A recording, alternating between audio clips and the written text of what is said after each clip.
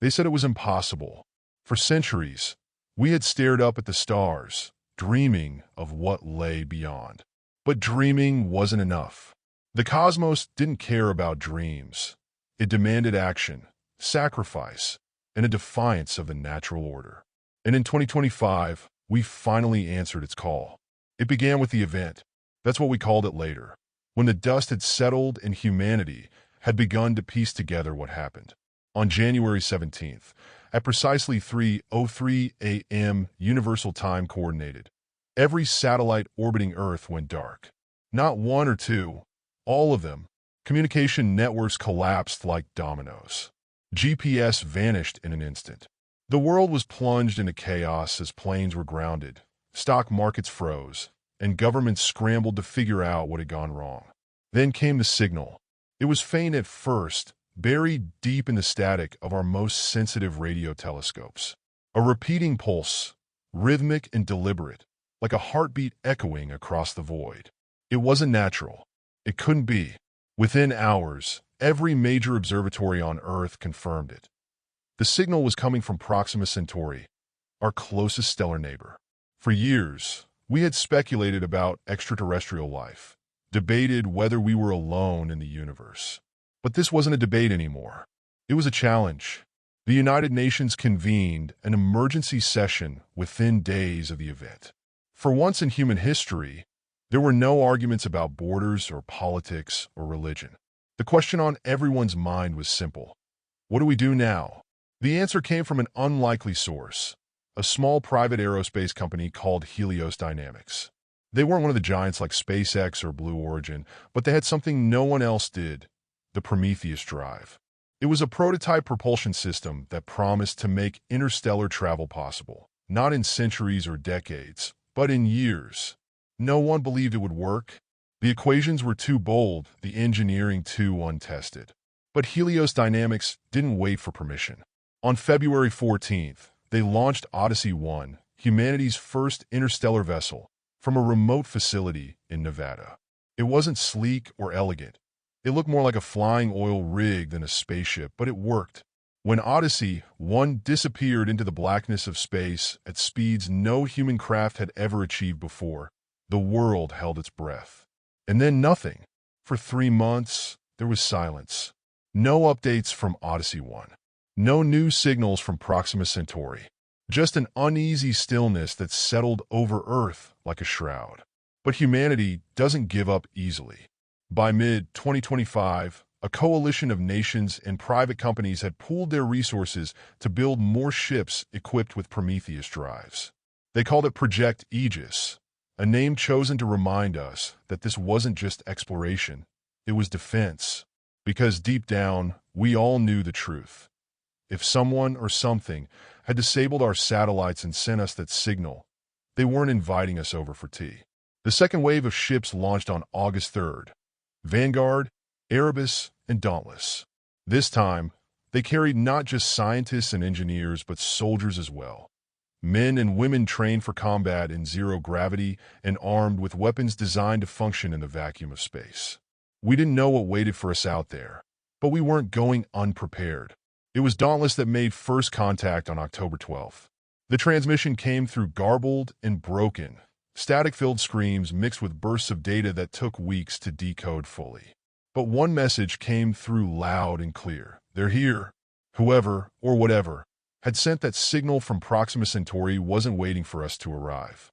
They were already on their way. The invasion began on November 1st. They didn't come in massive warships blotting out the sky like Hollywood movies had taught us to expect. No, their craft were sleek and almost organic-looking, like living creatures forged from metal and fire.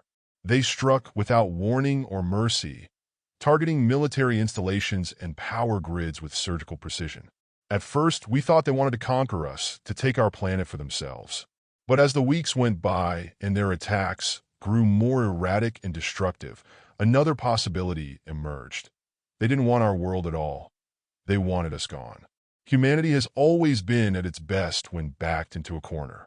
By December 2025, Earth's nations had united under a single banner, the Terran Defense Alliance, and launched a counteroffensive unlike anything history had ever seen.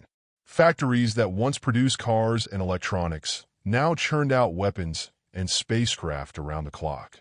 Scientists worked tirelessly to reverse engineer alien technology salvaged from downed enemy ships. And then there were the pilots. They became legends almost overnight. Ordinary men and women who strapped themselves into hastily built fighters armed with railguns and plasma cannons and took the fight to the invaders above Earth's atmosphere. We called them Starhawks. By Christmas Eve 2025, humanity had turned the tide of battle. Not because we were stronger or smarter than our enemy, but because we were relentless. Every time they knocked us down, we got back up again. Every time they destroyed one of our cities, we built 3 more weapons to take their place. But even as we celebrated our victories in orbit and on the ground below, one question loomed larger than ever. Why? Why had they come? Why did they hate us so much? And why did they seem so afraid? The answer lay beyond Proxima Centauri, in a place no human had ever dared venture before. And so it was decided, in early 2026, humanity would launch its boldest mission yet, a fleet of starships bound for enemy territory itself. We weren't just fighting for survival anymore. We were taking back our future. They called it Project Genesis. It wasn't just a mission, it was a declaration. A statement to the universe that humanity would no longer wait for answers to come to us. We would seek them out, no matter the cost. The year was 2026, and Earth stood united under a single purpose: to find life beyond our solar system and show the cosmos what we were capable of. The plan was audacious, almost absurd in its ambition. A fleet of ships, each carrying hundreds of humans, would venture into the Andromeda Galaxy, our closest galactic neighbor. It was a journey that would take decades, even with the most advanced propulsion systems we had ever built. But this wasn't just about exploration, it was about survival.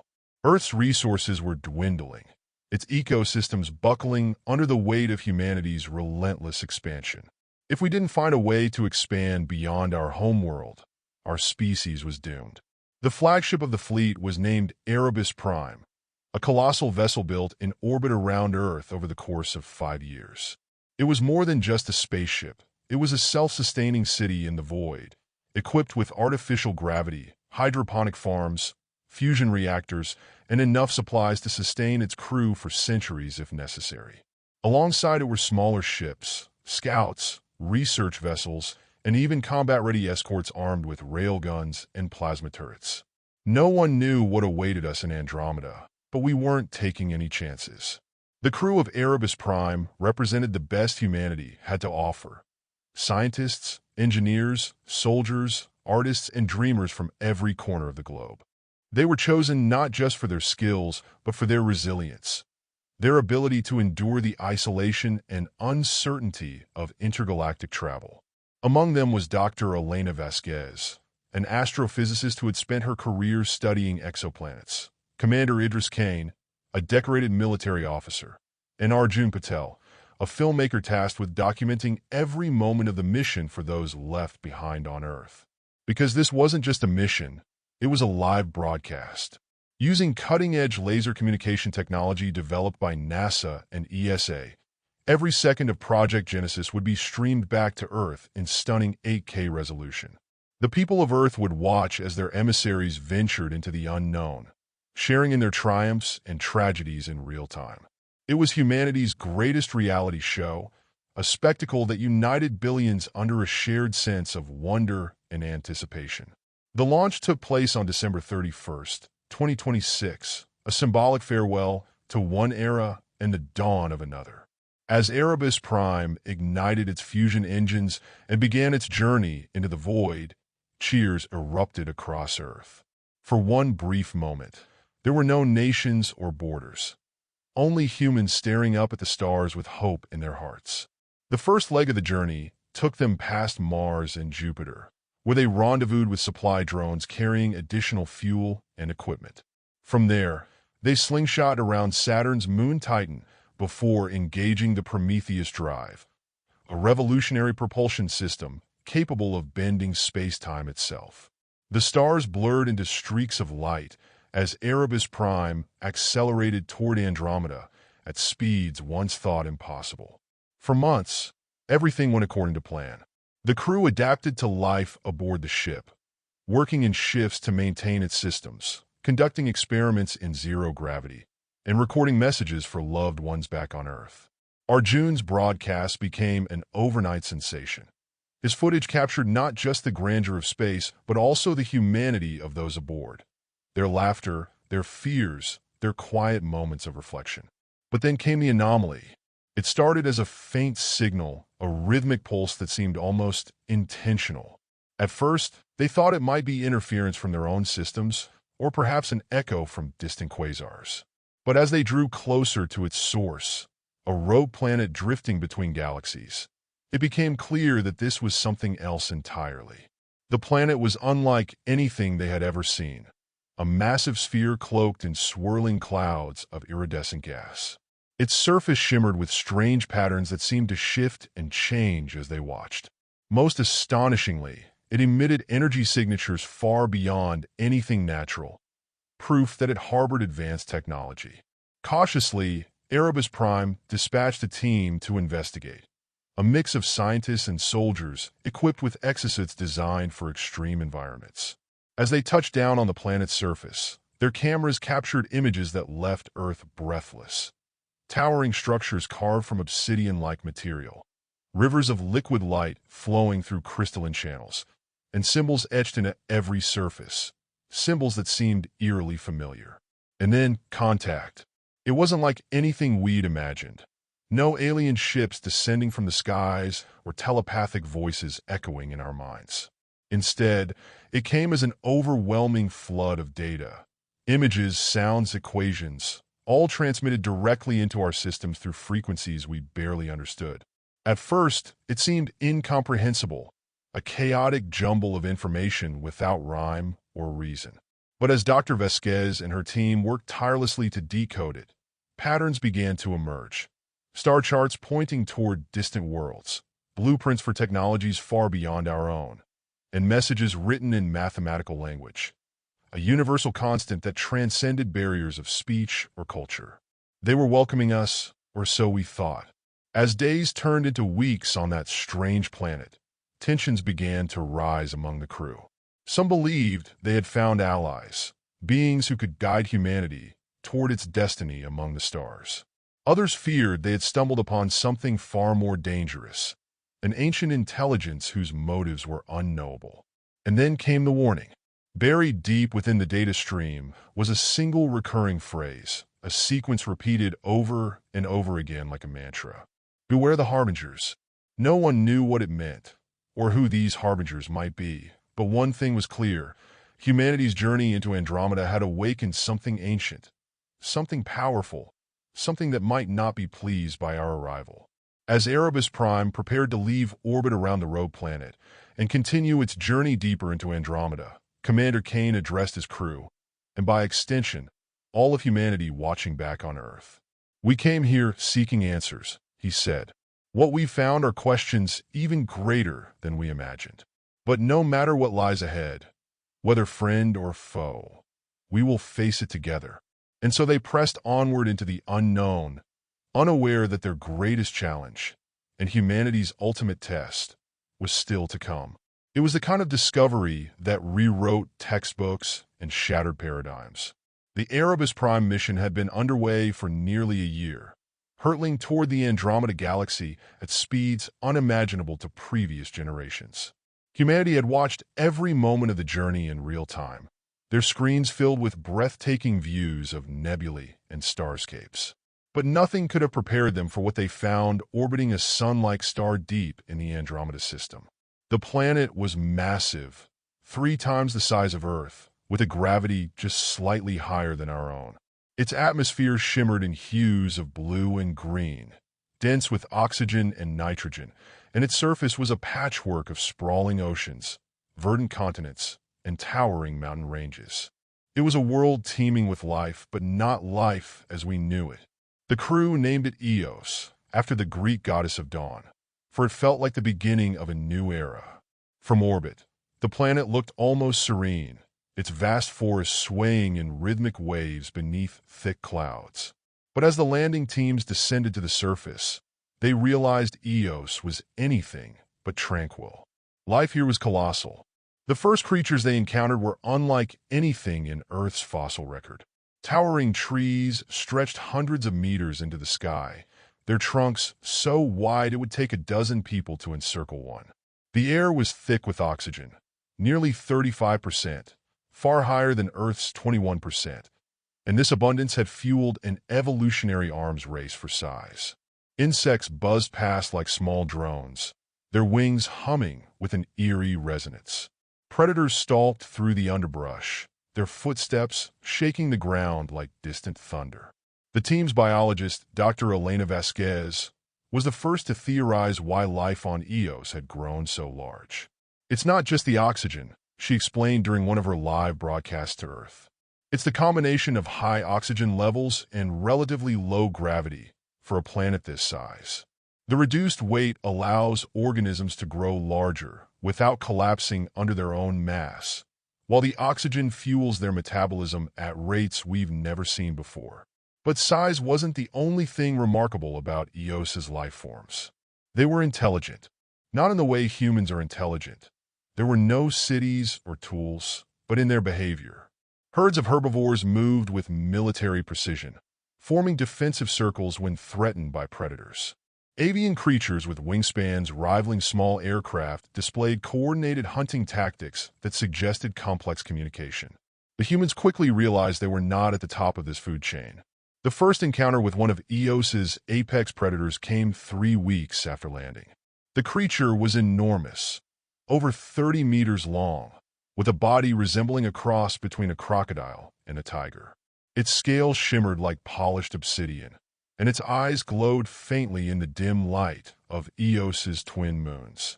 It attacked without warning, tearing through one of the expedition's armored rovers as though it were paper. Commander Idris Kane led the defense, his team using experimental plasma rifles to drive the creature back into the jungle. "We're not here to conquer," he reminded his crew afterward during another broadcast to Earth. "We're here to learn. But make no mistake, this planet is not ours to tame." As days turned into weeks, humanity watched in awe as Arjun Patel's cameras captured every moment. The breathtaking beauty of Eos's landscapes, the terrifying majesty of its megafauna, and the quiet resilience of its human explorers. The broadcast became a global phenomenon, uniting billions in shared wonder and pride. But not all discoveries on Eos were biological. Deep within one of the planet's vast mountain ranges lay ruins. Structures clearly artificial, yet impossibly ancient. They were built from a material that seemed impervious to time or weathering, their surfaces etched with intricate patterns that defied translation. Dr. Vasquez theorized that these ruins might belong to an extinct civilization, perhaps one that had succumbed to its own environment or been wiped out by forces unknown. The most startling find came when they ventured inside one of these structures, a vast chamber filled with what appeared to be stasis pods.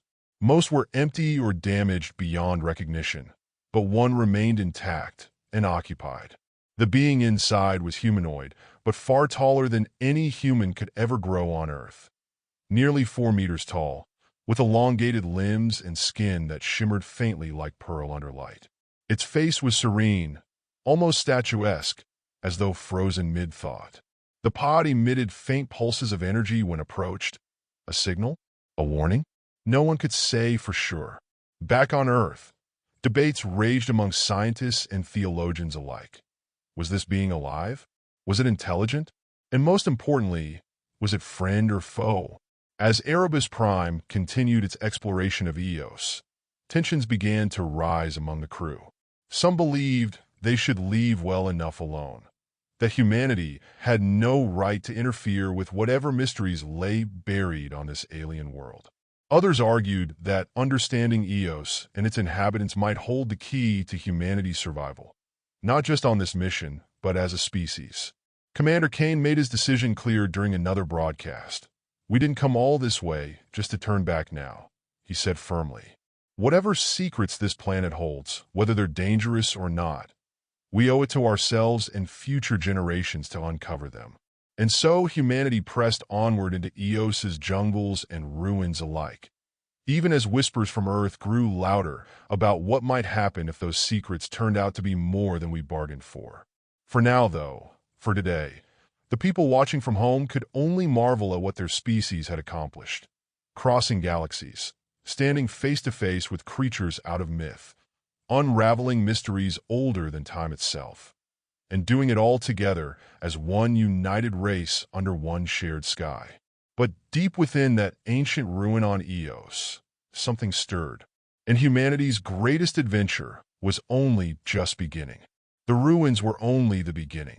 What the crew of Erebus Prime found beneath the surface of Eos would change everything humanity thought it knew about its place in the universe. For weeks, they had explored the ancient structures dotting the planet's surface, uncovering fragments of a long-lost civilization. But it wasn't until they ventured into the labyrinthine cave systems beneath Eos's mountains that they realized this civilization wasn't entirely extinct. It began with a discovery that defied belief. Deep within a cavern lit by bioluminescent fungi and glowing veins of some unknown mineral, the team stumbled upon carvings. Massive murals etched into the walls with precision that suggested advanced tools. These carvings told a story, one that Dr. Elena Vasquez and her team worked tirelessly to decipher. They depicted beings that looked eerily similar to humans. Tall, broad-shouldered figures with elongated limbs and angular features. They were shown building cities, taming colossal beasts, and gazing up at the stars as though searching for something. But there was more. The murals also showed a great cataclysm, storms of fire raining from the sky, oceans boiling away, and entire continents sinking into darkness. The final image was haunting. A group of these beings retreating into the caves, their hands raised in what looked like prayer or farewell. And then they found them. It happened on what was supposed to be a routine expedition into one of the deeper tunnels. Commander Idris Kane led a small team equipped with drones and portable scanners to map the area, while Arjun Patel documented everything for Earth's audience. The air grew warmer as they descended, filled with a faint hum that seemed to resonate in their bones. They were nearly a kilometer below the surface when they saw it, a figure standing at the edge of their lights, half hidden in shadow. It was tall, easily twice the height of an average human, with skin that shimmered faintly like polished stone. Its eyes glowed softly, reflecting the light from their equipment. For a moment, no one moved. The humans froze, their weapons lowered but ready, while the figure simply watched them with an expression that could only be described as curious. Then it stepped forward, slowly and deliberately, raising one massive hand. Not in aggression, but in greeting. "Stand down," Kane ordered his team quietly, his voice steady despite the adrenaline coursing through him. No sudden movements. The figure spoke, or at least made a sound that resembled speech. It was deep and resonant, more like music than language, yet somehow it conveyed meaning. Dr. Vasquez stepped forward cautiously, activating her translator device and speaking softly in return. "We come in peace," she said, repeating the phrase in multiple Earth languages while gesturing to herself and her team. "We are explorers." The figure tilted its head as though considering her words before responding again in its melodic tone. The translator struggled at first, but eventually produced a rough approximation. "Welcome, travelers." The tension broke like a dam, giving way to a flood of relief and awe. The being gestured for them to follow, leading them deeper into the caverns where more of its kind awaited. Dozens of them, all towering over their human visitors, yet moving with an elegance that belied their size. They wore garments woven from materials that shimmered like liquid metal and carried staffs adorned with glowing crystals. Not weapons, but tools of some kind. The humans quickly realized these beings were not primitive cave dwellers, but survivors of an advanced civilization, one that had retreated underground millennia ago to escape whatever calamity had befallen their world. They called themselves Aetari, which roughly translated to the Enduring Ones. Through gestures and rudimentary translations, the Aetari shared fragments of their history with their human guests, how they had once ruled Eos's surface, building cities that reach for the skies. How they had harnessed energies beyond human comprehension, and how they had watched helplessly as their world was ravaged by forces they could neither predict nor control. But there was something else, a detail that sent shockwaves through both the crew aboard Erebus Prime and those watching back on Earth. According to the Aetari's carvings and oral traditions, they were not native to Eos either. They had come from another star system long ago, fleeing yet another catastrophe in search of refuge among the stars. "We are alike," one of them said through the translator during a rare moment when communication became clearer. A female Aetari whose presence radiated wisdom and authority like an elder stateswoman among her people. "We sought life beyond our home, as you do now." The implications were staggering.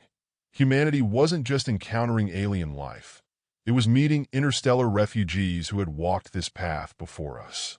The bond between humans and Aetari grew quickly over weeks of contact. Despite their immense size and otherworldly appearance, there was something deeply familiar about them. The way they laughed softly when amused, how they worked together seamlessly, even how they mourned when one of their own passed away.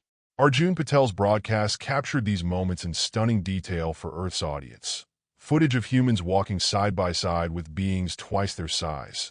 Scenes of shared meals where Aetari delicately handled Earth food rations as though savoring something precious.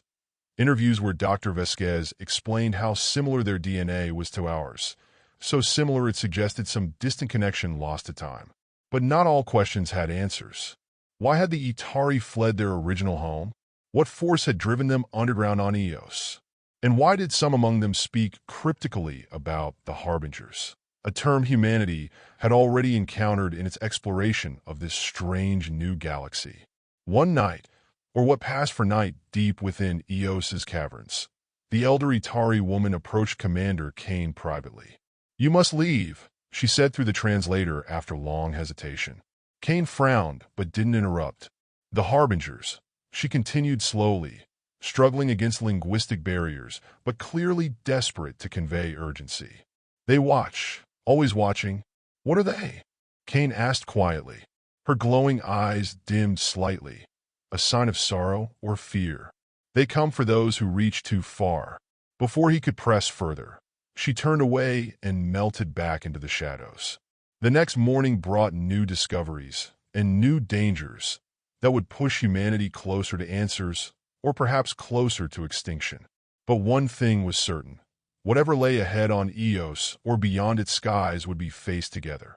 Humanity and its newfound allies standing side by side against whatever darkness awaited them among the stars. And for now, for this fleeting moment, they were not alone in this vast universe anymore. The revelation came like a thunderclap. For months, the crew of Erebus Prime had marveled at the wonders of Eos, a planet teeming with life, so vast and ancient it seemed like a living monument to evolution itself. They had befriended the Aetari, the towering, humanoid survivors of an advanced civilization that had once ruled the planet's surface. They had uncovered ruins and histories that hinted at cosmic migrations and apocalyptic collapses. But as humanity's explorers dug deeper into Eos's mysteries, they found not just answers, but warnings. It began with the calculations. Dr. Elena Vasquez, working alongside Aetari scholars in their subterranean archives, discovered anomalies in Eos's orbital patterns. The planet's trajectory was subtly but unmistakably shifting. At first, it seemed like a natural wobble, a quirk of gravitational interactions with its star and moons. But further analysis revealed the truth. Eos was on a collision course with Earth. The timeline was terrifyingly short. Within 150 years, barely 2 human lifetimes, Eos would drift across interstellar space and enter Earth's solar system. The gravitational chaos would be catastrophic. Tidal waves, atmospheric disruptions, and eventually a direct impact that would annihilate both worlds. The news sent shockwaves through the crew and the billions watching back on Earth. For all humanity's technological advancements, there was no way to stop an entire planet hurtling through space. The only option was to leave, and to take with them what they could of Eos's life before it was too late. Commander Idris Kane convened an emergency council aboard Erebus Prime, joined by Aetari leaders deep within their glowing caverns. The decision was unanimous. Humanity would evacuate Eos, bringing with them young specimens of its fauna and flora to preserve in biospheres aboard their ships. The Aetari, however, refused to leave their homeworld. "This is our fate," said Elder Lyran, her luminous eyes filled with calm resignation as she addressed Kane and Dr. Vasquez in the grand chamber of the Aetari archives. "We have endured for millennia beneath these mountains, waiting for the stars to reclaim us. You must carry our story forward, but we will remain." Despite their protests, humanity respected the Aetari's wishes. They were given access to the archives, vast repositories of knowledge encoded in crystalline matrices, and Elder Lyran herself entrusted Dr. Vasquez with a device containing a complete history of their people, their rise, their fall, and their warnings about what lay beyond the stars. The Exodus. The evacuation began in earnest in early 2028. Using advanced drones and automated transports, the humans carefully selected specimens from Eos's ecosystems, giant insects that buzzed like helicopters, towering herbivores whose footsteps shook the ground, even seeds from trees that stretched into the heavens like living skyscrapers. The process was slow and dangerous. Predators roamed freely, and some species resisted capture with surprising intelligence. Arjun Patel's broadcasts captured every moment. Teams darting through dense jungles as massive carnivores roared in pursuit. Scientists carefully loading glowing fungi into containment pods.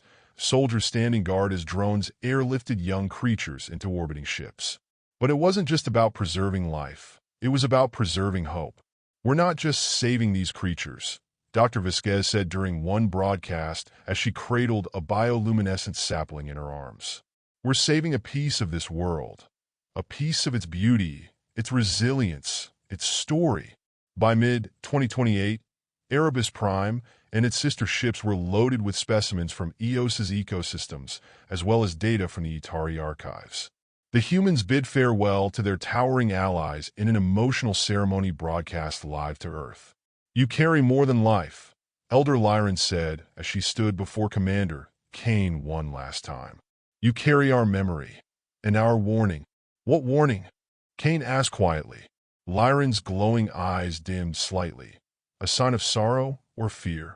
"Beware what watches," she said cryptically before turning away. The fleet departed Eos's orbit on August 12, 2028, leaving behind only automated probes to monitor the planet's final days. From afar, humanity watched as Eos began its slow but inevitable journey toward Earth, a journey that would end in destruction long after they were gone. The images were haunting. Vast forests swaying under twin moons. Colossal creatures roaming freely across plains and mountains. Aetari cities glowing faintly beneath translucent caverns, all doomed to vanish in a cosmic oblivion. And then it happened. On December 3, 2028, just months after leaving, the probes captured what no one had anticipated. Eos didn't simply drift away into space. It shattered. A massive explosion ripped through the planet's core, sending fragments hurtling outward like shrapnel from a celestial grenade. The shockwave obliterated everything: the forests, the oceans, even the glowing caverns where the Aetari had made their final stand. From aboard Erebus Prime, humanity watched in stunned silence as their screens filled with images of destruction on an unimaginable scale. What could have caused this? Vasquez whispered as she stared at the data streaming in from the probes. Kane shook his head grimly. Maybe it wasn't natural. As scientists aboard Erebus Prime analyzed the data from Eos's destruction, they found anomalies, energy signatures that didn't match any known natural phenomenon. It was as though something or someone had triggered the explosion deliberately. The implications were staggering. Was this why intelligent life seemed so rare in the universe? Was there something or someone actively preventing civilizations from expanding beyond their homeworlds? The theory wasn't new. It echoed ideas like the Fermi paradox and concepts such as the Great Filter, but now it felt chillingly real. Maybe we weren't supposed to find Eos. Vasquez said during another council meeting aboard Erebus Prime. Maybe we weren't supposed to leave Earth at all. Kane leaned forward, his expression hardening with resolve. If something out there is trying to stop us, he said firmly, then we need to find out why. With Eos gone and Earth still watching anxiously from afar, humanity faced a choice: return home or press onward into deeper space. For Commander Kane and his crew, and for billions back on Earth, the answer was clear. They would continue exploring not just for survival, but for understanding. Because if something bigger truly was preventing intelligent life from expanding, then humanity wasn't just fighting for its future anymore. It was fighting for its right to exist at all. And so they set their course deeper into Andromeda, unaware that their greatest challenge, and perhaps their greatest enemy, was still waiting among the stars.